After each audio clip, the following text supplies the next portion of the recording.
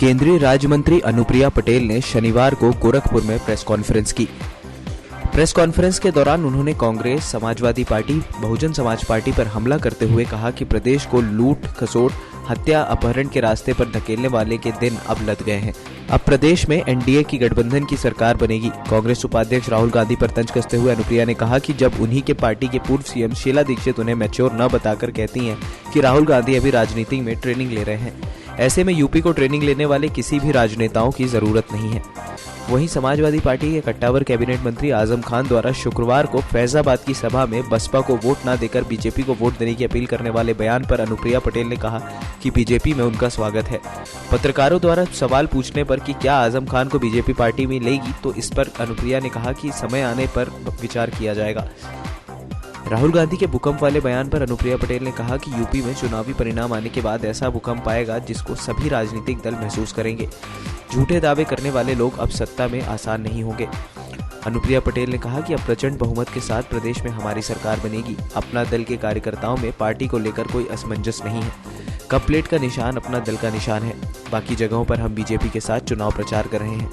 लोक संकल्प पत्र के माध्यम से किए गए सभी वादे पूरे होंगे और आशा बहनों, आंगनबाड़ी कार्यकर्तियों और मान्यता को बढ़ावा मिलेगा। समिति बनाकर 120 दिन के अंदर उनकी कार्रवाई की जाएगी।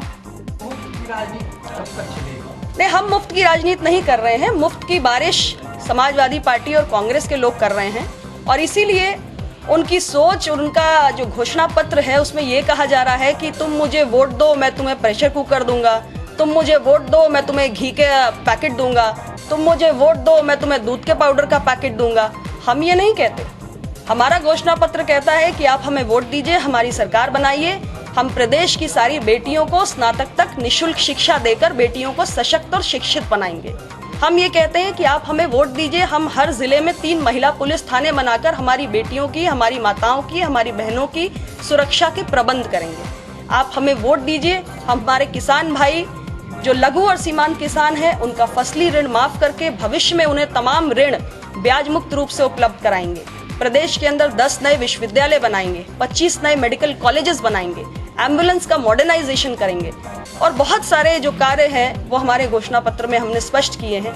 तो मुफ्त की बारिश करने की सोच समाजवादियों की या कांग्रेसी की हो सकती है, लेकिन एनडीए के गठबंधन की सोच मुफ्त की बारिश करने की नहीं है। नेक्स्ट 9 न्यूज के लिए गोरखपुर से रविंद्र चौधरी की report. Subscribe now to receive new updates, reviews and news.